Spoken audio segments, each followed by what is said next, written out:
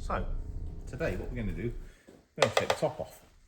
I'm actually more prepared today because I have some bags, Amazon. So, all of these nuts here, they are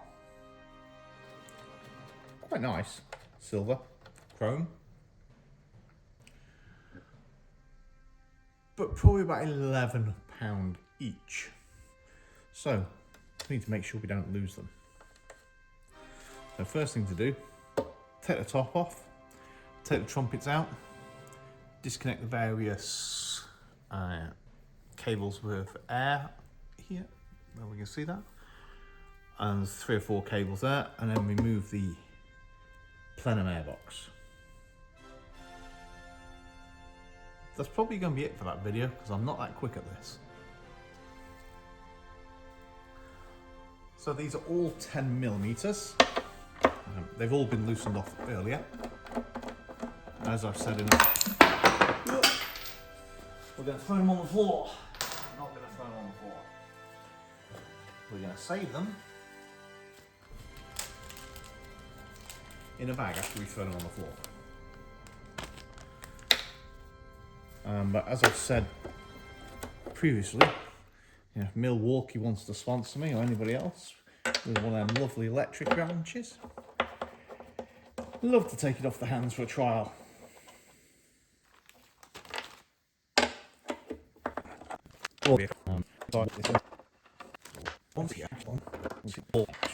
Back here holds onto a metal clip. Metal, plastic? Metal. So that is basically under the nut on the back one that's over here. So I'm going to quickly put it back on the cables so that I don't forget where it's come from.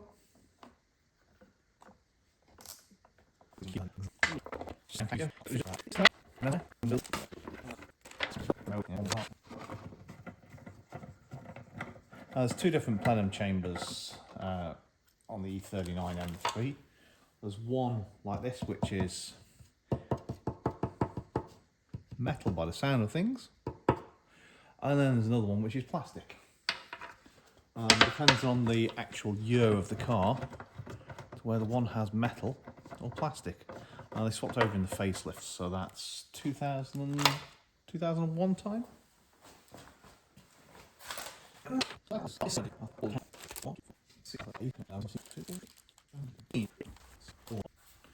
What we're going to do is label the bag.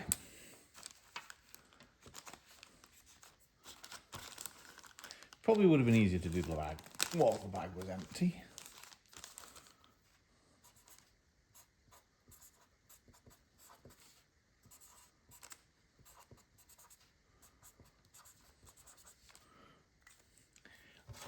I know I can't spell, but it's only for me.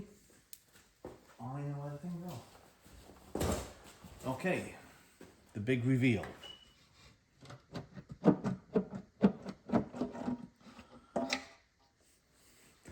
Et voila. So,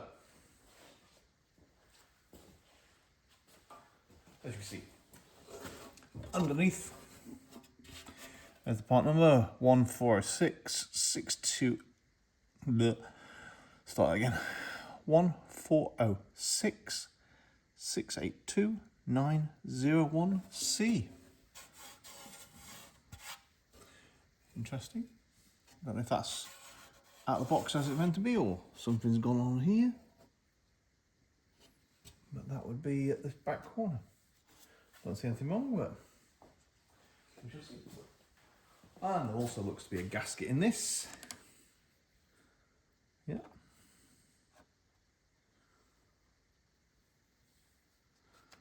So the question is, do we take the gasket out or do we leave the gasket in? I think at the moment we're going to leave the gasket in. I'm going to find a different socket for... We have 10mm here, and I think these are 8mm to take the trumpet out. So what we need to do is take the 8mm out first, take all the trumpets out. From what I understand, there's only... All of them are the same. apart from the first one and the last one. So, as explained earlier, what we're going to do now with a 8mm is take out all the trumpets.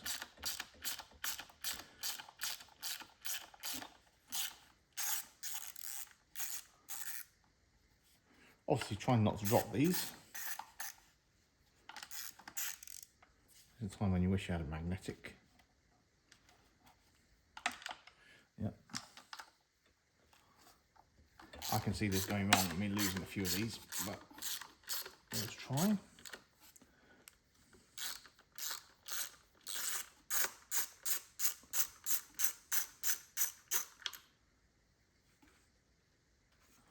Right, so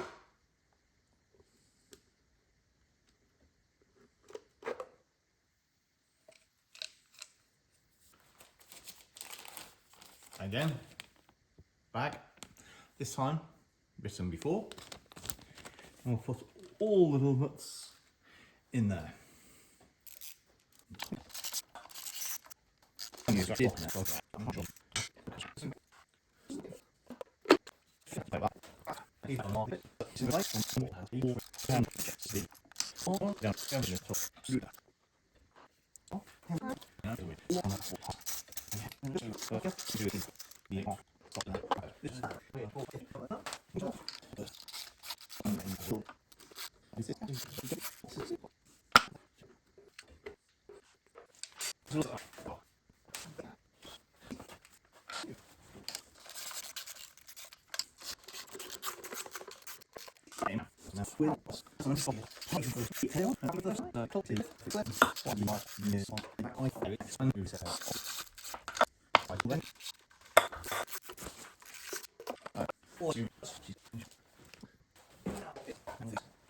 So next thing is to remove 1, 2, 3, 4, 5, 6, 7, 8, 16, 32 bolts at a guess, which will allow the intake plenum to be free. The only thing we've got to then do is to remove the connectors at the front. A few under there, a few under here, so I'm just going to remove that because we don't need that anymore. It looks like there's a couple of connectors underneath. One there, and these. What I don't know is if these will actually pop out of here, or I'm going to have to take the actual Jubilee clips off. I'm probably going to go for the Jubilee clips and then take the actual tubes off to keep it better. And what I'll probably do is put a plastic bag over the cable, over the hoses, to make sure that nothing gets in there. So onwards with the 10mm.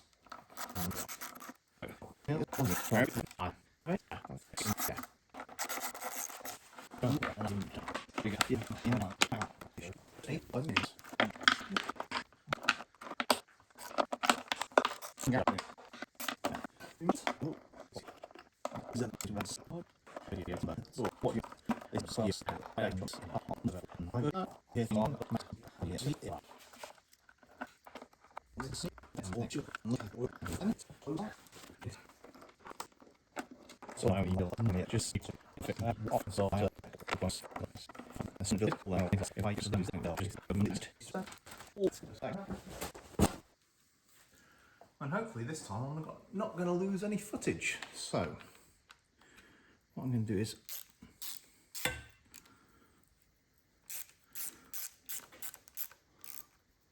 loosen off the Jubilee clip that's holding this. You can actually use a screwdriver to do this, or what I'm actually doing here is using a 6mm hex, because sometimes I find it's a lot easier. Oh, that came off easy. Right, so that one goes on there. It looks like we have another tube going underneath. If we work out where that goes afterwards. Let's do this other side. That came off quite easy. A lot easier than I was thinking.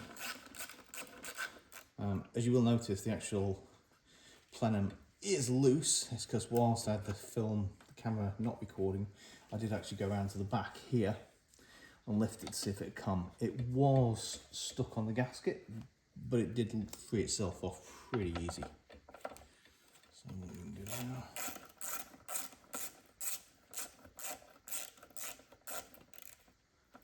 There's a 6mm ratchet just to see if we can pull.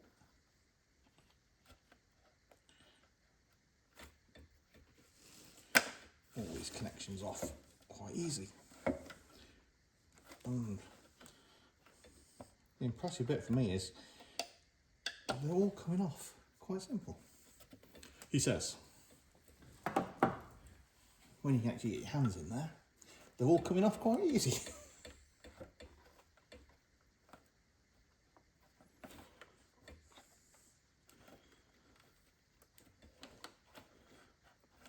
It's going to be fun to put back on. Right, so now what it looks like is I've got 2 more which are going into here. This one I can get.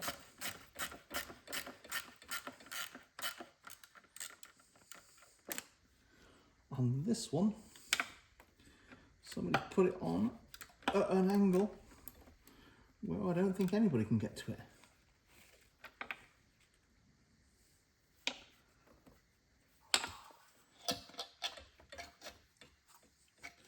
Oh, but if you lift it up, then you can get to it.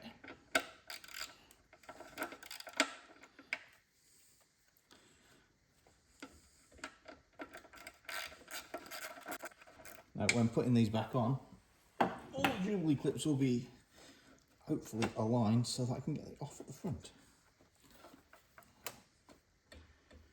Now I've managed to turn that around. Well, turn a bit more. I think actually this Jubilee clip needed to be on flipped 180 degrees. Because if that was the case, it'd be a lot easier to get to. So let's see if this one will come off.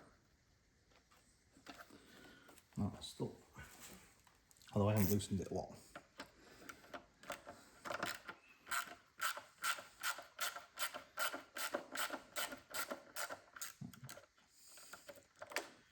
Jubilee clip is down on that. Let's see if we can take the tube off.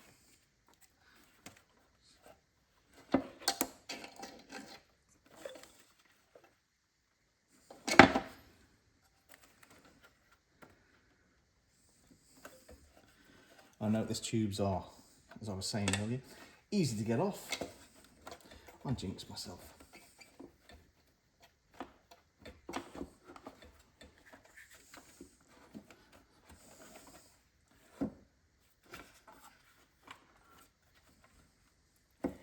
I think I only have these 2 left on. Let's see again. A bit of a pry bar in there. Oh. With a bit of assistance, straight off.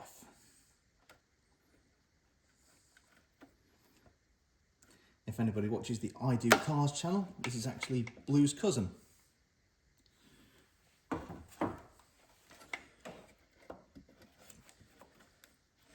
Oh no, we still have another one.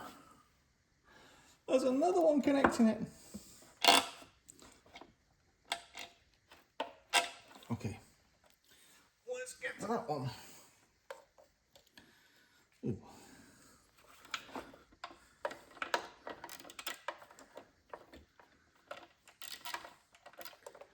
Now that one either has the smallest Jubilee clip socket in the world. Yes, it's not a 6. I only actually have 4.5 and 5.5 and 5. So if it's smaller than that, I'm screwed. It's back to a screwdriver. Oh, look at that.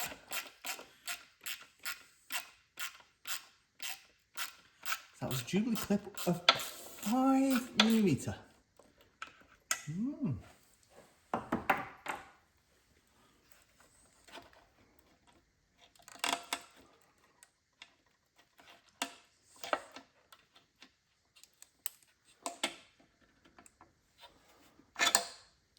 that's it. Somebody's actually wrote their name up here previously. Just right at the top there. Don't know who that is.